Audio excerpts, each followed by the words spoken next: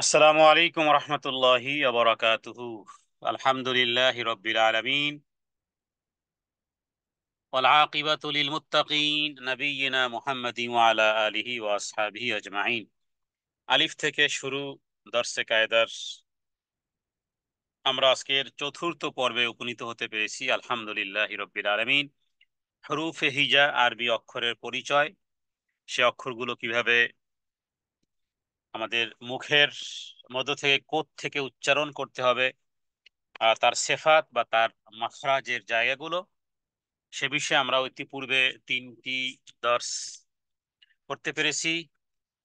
তাবারাকার রহমানের অনুগ্রহে আল্লাহ তাআলা আমাদেরকে কোরআনের সাথে সম্পৃক্ত হওয়ার তৌফিক দান করেছেন। আজ আমরা তোয়া থেকে আমরা আজকের মশক করব ইনশাআল্লাহ বিইذনিল্লাহ। ওমা তাওফীকি ইল্লা বিল্লাহ।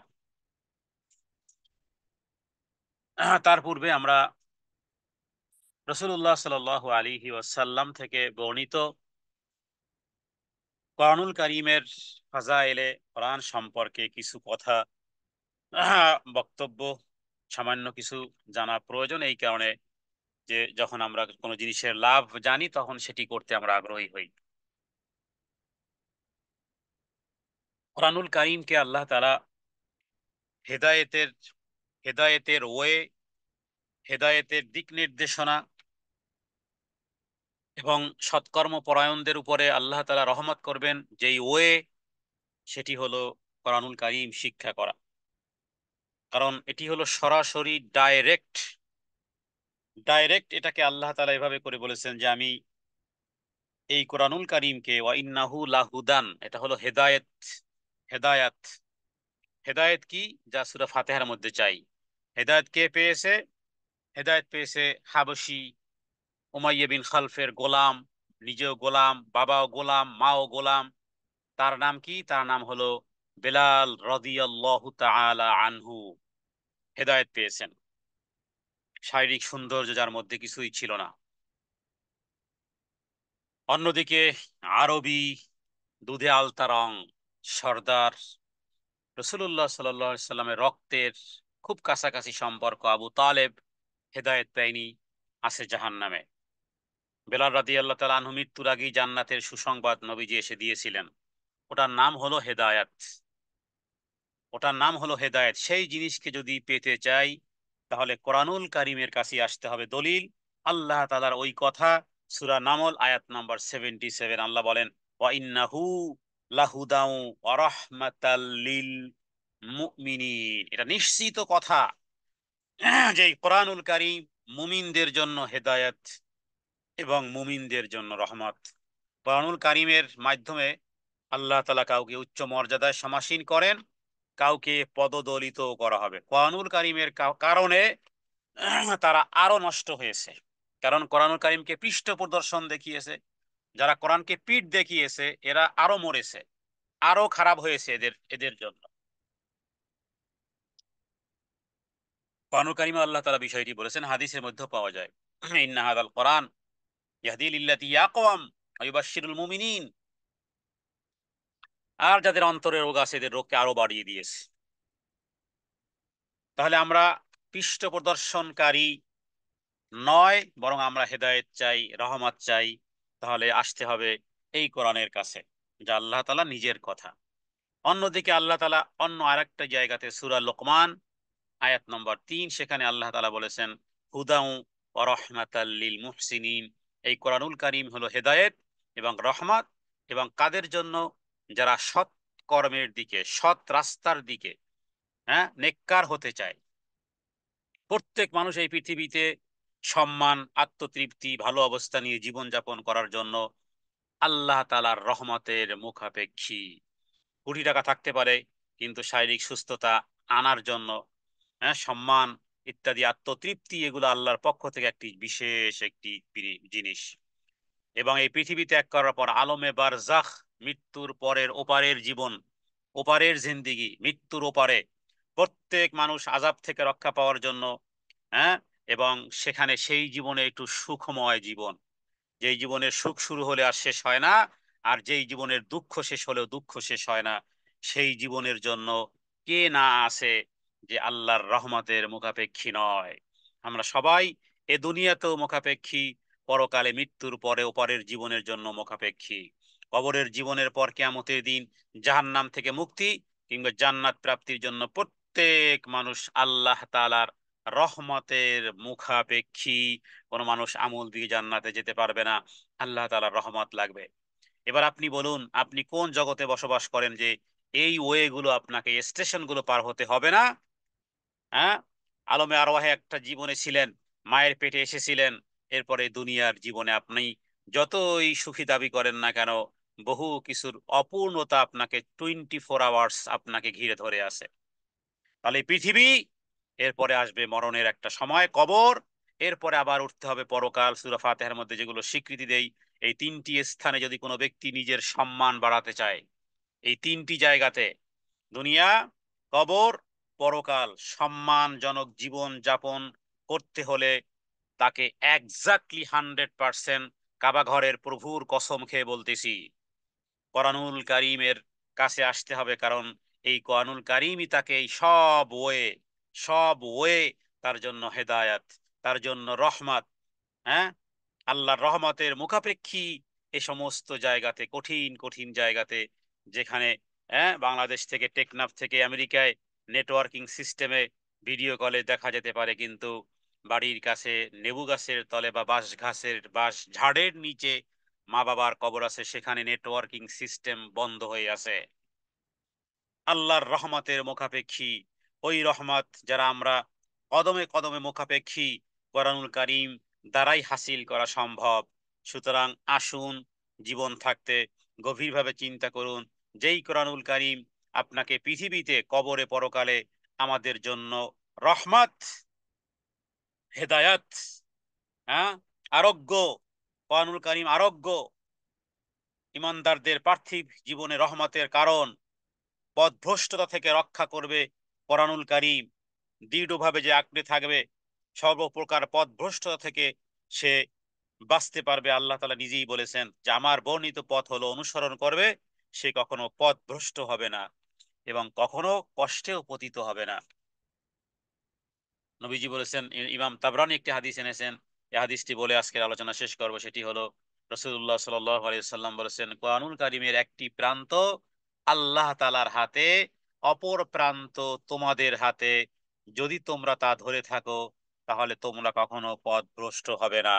হাতটা যদি মজবুত হয়, ধরণীটা যদি মজবুত হয়, কূপের মধ্যেও যদি কেউ পড়ে যায়, নো প্রবলেম, তাকে ওই শক্তিশালী ওই হাত, ওই শক্তিশালী ওই ক্রেন তাকে উপরে উঠিয়ে নিয়ে আসবে, হোক না সে যত গভীরই চলে যাক না কেন।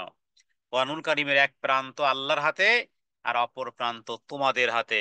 কোরআনুল কারীমে আল্লাহ নিজেই বলেছেন, ওয়াতাসিমু বিহাবলিল্লাহ, বিহাবলিল্লাহ, আল্লাহর রশিকে মজবুত করে ধরো, ওয়ালা তাফাররাকু, বিচ্ছিন্ন হয়ো না।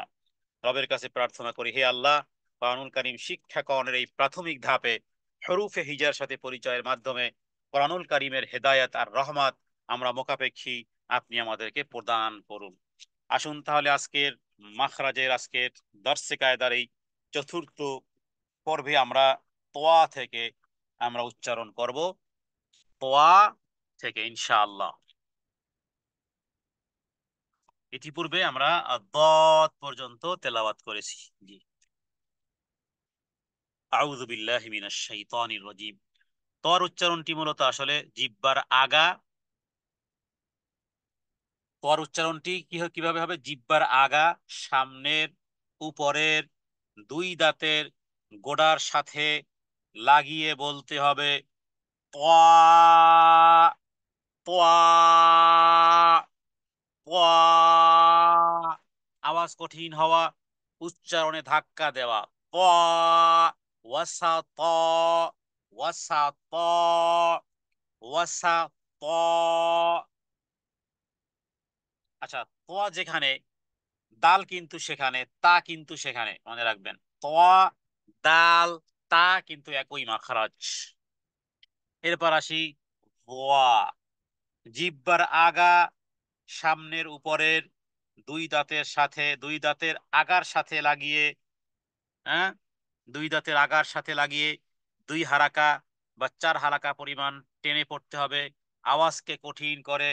যেমন নাকি য, য, য, ظهر ظهر ظهر। এর পরের অক্ষর আইন। দেখুন আইন আর হা কিন্তু একই জায়গা থেকে, হলকের, আমাদের হলকের মধ্যখান থেকে উচ্চারণ হয়। তাহলে আইন কিভাবে? হলকের মধ্যখান থেকে 4 থেকে 6 হারাকা পরিমাণ টেনে পড়তে হবে, উচ্চারণে আওয়াজকে কঠিন করতে হবে।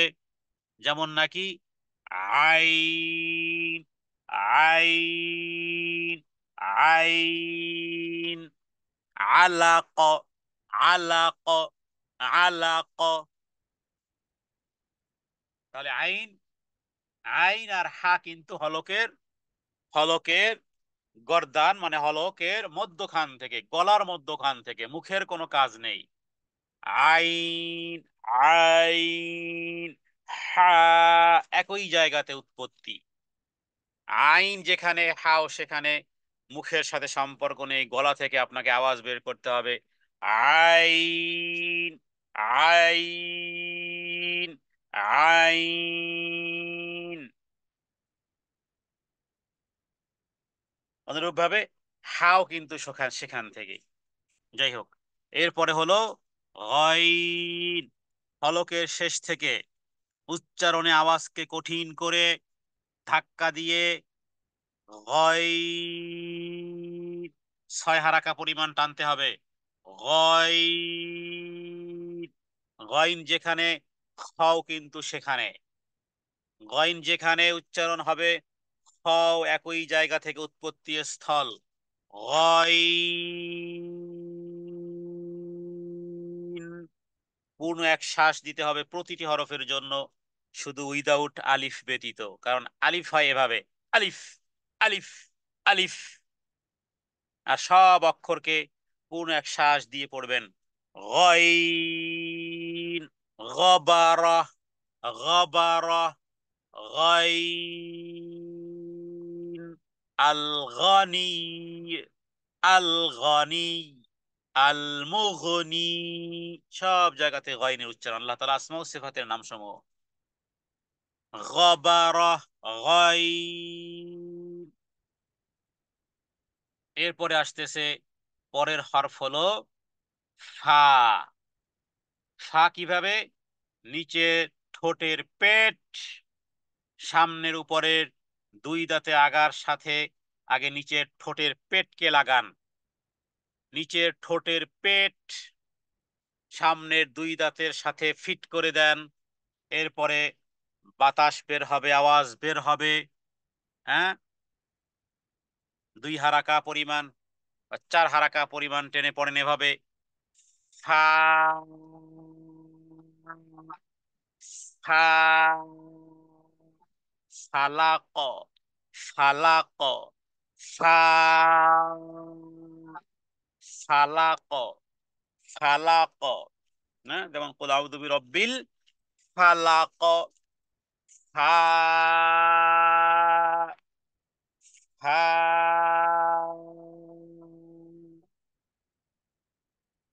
এরপরে হরফ হলো অফ। জিহ্বার গোড়া, জিহ্বার গোড়া ঠিক তার বরাবর উপরের তালুর সাথে লাগিয়ে দিয়ে উচ্চারণ করতে হবে। অফ, জিহ্বার গোড়া তার বরাবর উপরের তালুর সাথে 6 হারাকা পরিমাণ টেনে পড়ুন। অফ,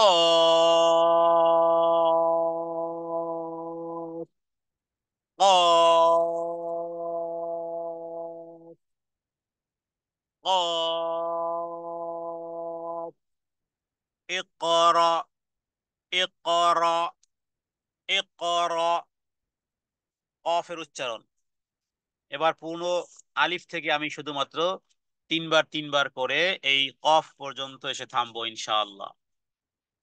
খুব ভালো করে মনোযোগ সহকারে এগুলোকে রিপিট করুন, মুখের সাথে মুখ মিলান। যতবার পাঠ করব, আমি আলিফকে যদি 3 বার পাঠ করি তাহলে আমি 30 নেকি পাবো। যারা প্র্যাকটিসিং করবেন তারাও 30 নেকি পাবেন মাত্র 3 বারে। হাদিস ইমাম তিরমিজি উল্লেখ করেছেন, কোনো গাল গল্পের কথা নয়। নবীজি বলেছেন, মান কারা হারফাম মিন কিতাবিল্লাহ, যে ব্যক্তি আল্লাহর কালামের কোনো একটি অক্ষর পাঠ করবে, ফালাহু আশরু আমসালিহা, কিয়ামতের দিন মা তার সন্তানকে একটি নেকামল দিবে না, এটা নিশ্চিত, ভালো করে বিশ্বাস করে রাখুন। স্ত্রী স্বামীকে, স্বামী তার স্ত্রীকে, মা যদি সন্তানকে না দেয়, সন্তান যদি মাকে না দেয়, কিয়ামতের দিন ইয়াউমা ফিররুল মারউ মিন আখি। তাহলে এখানে আপনি প্রতিটি হরফ নবীজি এভাবে করে এক্সপ্লেইন করেছেন যে এটা বলো না আলিফ লাম মিম, বলকে হ্যাঁ এটা এটা এটা এটা একটি অক্ষর নয়, বরং আলিফুন হারফুন, লামুন হারফুন, মিমুন হারফুন। তার মানে আলিফ লাম মিম কেউ যদি বলে, তাহলে তার আমল নামাতে 30টি নেকি জমা হবে। এটা কম্পিটিশনের জায়গা বন্ধু, এটা কম্পিটিশনের জায়গা। যে বুঝে সে মানে, যে বুঝে না তার তার তার গোধূলি সন্ধ্যা ঠিকই পার হয়ে যাচ্ছে, কিন্তু যেদিন বুঝে আসবে সেদিন রিটার্ন ওয়ে ডোন্ট হ্যাভ, হ্যাঁ ক্লোজ রিটার্ন ওয়ে নেই, আসা যাবে না। এখানে করার সুযোগ আছে, শাস্তির ব্যবস্থাপত্র নেই, সেখানে শাস্তির ব্যবস্থা আছে, করার সুযোগ নেই। এজন্য আরবিতে এটাকে বলা হয় দারুল আমাল। দুনিয়াটা হলো দারুল আমাল, শুধু কর্ম করে যাও বাস। আর পরকালটা হলো জাযা, জাযা উদ্দার, হ্যাঁ প্রতিদানের ঘর, যেখানে প্রতিদান রিওয়ার্ড মিলবে, যেখানে শুধু। অতএব আরবি হরফ পড়তেছি আমরা, কোরআনুল কারীম পড়ার জন্য প্রতিটি হরফে 10 নেকি।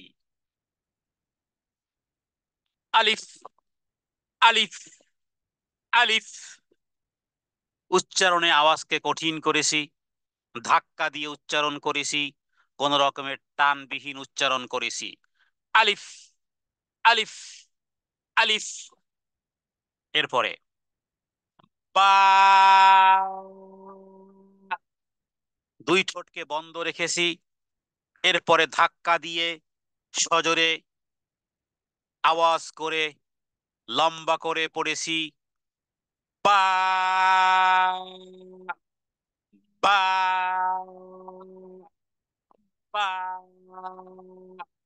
বিসমিল্লাহ। এরপরে তা, তা,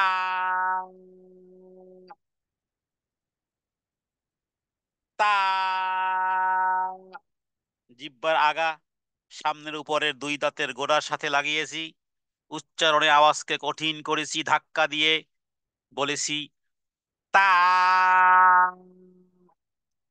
তা।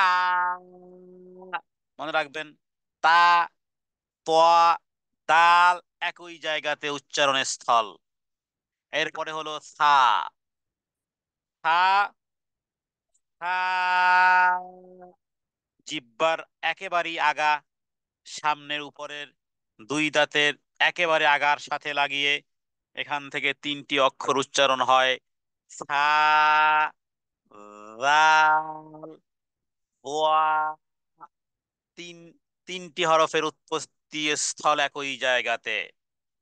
তাহলে সজোরে ধাক্কা দিয়ে তা, সরি সায়ের কথা বলতেছিলাম, সা, সা, জিহ্বার আগা সামনের দাঁতের আগা সা। এই এই পদ্ধতিতে যদি কেউ না আনেন, হয়তোবা অন্য কোনো ভাবে করতে পারেন, কিন্তু এক্স্যাক্টলি সঠিক উচ্চারণ হবে না। কারণ এটা কালামুল্লাহ, জিবরাইল আমিন মোহাম্মদ সাল্লাল্লাহু সাল্লামকে যেভাবে শিখিয়েছেন, মোহাম্মদ সাল্লাল্লাহু সাল্লাম সাহাবীদেরকে আবার তেলাওয়াত শিখিয়েছেন। কোন কোন সাহাবী খুব তাড়াতাড়ি আয়ত্ত করতে পেরেছেন, নবীজি বলেছেন তাদের তেলাওয়াতকে ফলো করো। হ্যাঁ, আব্দুল্লাহ ইবনে মাসউদ রাদিয়াল্লাহু তাআলা আনহু, তামিম দারি রাদিয়াল্লাহু তাআলা আনহু, উবাই ইবনে কাব রাদিয়াল্লাহু তাআলা আনহু, নবীজি তাদের কাছ থেকে তেলাওয়াত শুনেছেন, বলেছেন হে কাব, হে উবাই ইবনে কাব, হে আব্দুল্লাহ ইবনে মাসউদ, একটু কোরআন তেলাওয়াত করে শোনাও। তারা বলেছেন ইয়া রাসূলুল্লাহ, যার উপরে কোরআন তেলাওয়াত, যার উপরে কোরআন নাজিল হয়েছে তাকে তেলাওয়াত করে শোনাবো। নবীজি বলেছেন আমি পছন্দ করি অন্যের কাছ থেকে শ্রবণের। আব্দুল্লাহ ইবনে মাসউদ পড়া শুরু করে দিয়েছে সূরা নিসা। যখন পৌঁছেছে ফাকাইফা ইদা জিনা মিন কুল্লি উম্মাতিম বিশাহিদ ওয়া জিনা বিকা আলা হাউলাই শাহিদা। আব্দুল্লাহ ইবনে মাসউদ বলেন আমি নবীজির দিকে আমার চোখ পড়ে গেছে, আমি দেখলাম যে নবীজি ফুফরে ফুফরে কাঁদতেছেন, দুই চোখ থেকে অঝোর অঝোর পানি বর্ষিত হয়ে তার দাড়ি মোবারক ভিজে ভিজে যাচ্ছে। নবীজি বললেন, হাসবুক হে আব্দুল্লাহ ইবনে মাসউদ, থামো। কারণ সেখানে আখেরাতের জানালা। ফাকাইফা ইযা জিনা, কি অবস্থা হবে হে নবী যেদিন আমি ডাকবো, জিনা মিন কুল্লি উম্মাতিন বিশাহিদ, প্রত্যেক উম্মতকে সাক্ষ্যদাতা হিসেবে আমি ডাকবো। অজিনা বিকা আলা হাউলাই শাহিদা, সেখানে নবীরা উপস্থিত থাকবেন।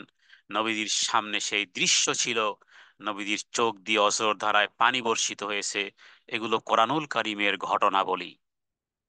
সেই কোরআন, যেই কোরআন পড়ে নবীজি কাঁদেন, নবীজি কাঁদতে যার যার, আল্লাহ বলেছেন যে কোরআনকে যদি আমি পাহাড়ের উপর অবতীর্ণ করতাম, পাহাড় চূর চৌচীর্ণ হয়ে যেত।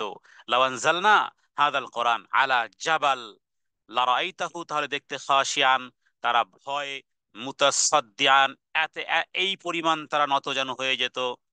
আল্লাহর ভয়, মিন খাশিয়াতিল্লাহ, পাহাড় চূর্ণ বিচূর্ণ হয়ে যেত আল্লাহর ভয়ে।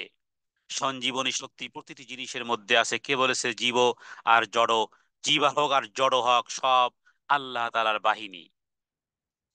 হাদিস সহিহ বুখারী সহিহ মুসলিম থেকে আমরা জড় জড় পদার্থের কথা নবীজি উল্লেখ করেছেন। উহুদ পাহাড়কে উদ্দেশ্য করে বলেছিলেন, এই জাবাল, এই পাহাড়কে আমরা ভালোবাসি, পাহাড়ও আমাকে ভালোবাসে। পাহাড় কিভাবে মানুষকে ভালোবাসে? হাদিস সহিহ বুখারী। তাহলে আসুন, সেই কোরআন পড়তেছেন আপনারা। জিম, জিহ্বার মধ্যখান তার বরাবর উপরের তালুর সাথে লাগিয়ে উচ্চারণে আওয়াজকে কঠিন করে ধাক্কা দিয়ে 6 হারাকা পরিমাণ টানবেন এভাবে। Gym, gym. এরপরে হা, হা, হা। এরপরে খ, খ, খ, খলাক। এরপরে দাল, দাল, দাল, আদনা। এরপরে রাল, রাল, রাল, রালিকা। র, র, র, র, বড়।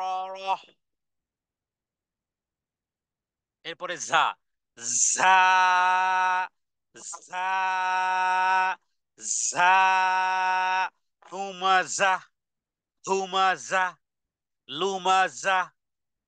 এরপরে সিন, উচ্চারণে কঠিন, চড়ুই পাখির মতন আওয়াজ, ডিম ভাজতে গেলে ওই আওয়াজ আসে আগে। স, স, সিন, সিন, সিন, ওয়াস, ওয়াস। এরপরে শিন, শিন, শিন, ওয়াশামসি। এরপরে সদ, সদ, সদ, সিরাত। এরপরে দদ, দদ, দদ, দলালা। এরপরে চতুর্থ পর্বের প্রথম অক্ষর ক, ক, ক। কর উচ্চারণ কোথায়? জিহ্বার আগা, সামনের উপরের দুই দাঁতের গোড়ার সাথে লাগিয়ে 3টি অক্ষর উচ্চারণ হয়। ত, দাল, তা, ত, দাল, তা, একই মাখরাজ, একই উচ্চারণের জায়গা। তাহলে এরপরে য, য, জিহ্বার আগা সামনের উপরের দুই দাঁতের আগার সাথে লাগিয়ে য, য, রাল, সা, 3টি হরফ একই জায়গা থেকে উচ্চারণ হয়। এরপরে আইন, হলকের মধ্যখান থেকে আইন, আইন, আলাক। এরপরে গইন, গইন, গইন, গইন, হলকের শেষ থেকে 6 হারাকা পরিমাণ সজোরে কঠিন করে আওয়াজকে ধাক্কা দিয়ে গইন, গবারহ, গবারহ। এরপরে ফা, নিচের ঠোঁটের পেট সামনের উপরের দুই দাঁতের আগার সাথে লাগিয়ে দূরত্ব রেখেই ফা, ফা, ফা, ফালাক। হ্যাঁ, কুল আউযু বিরাব্বিল ফালাক। কেটে কেটে কেটে কেটে একেবারে হরফ হরফ হরফ হরফ পড়তে হবে। এরপরে সর্বশেষ কফ, জিহ্বার গোড়া তার বরাবর উপরের তালুর সাথে লাগিয়ে 6 হারাকা পরিমাণ টেনে পড়তে হবে। হ্যাঁ, কফ, কফ, ইকরা, ইকরা, ইকরা। 6 হারাকা পরিমাণ টেনে পড়তে হবে। কফ।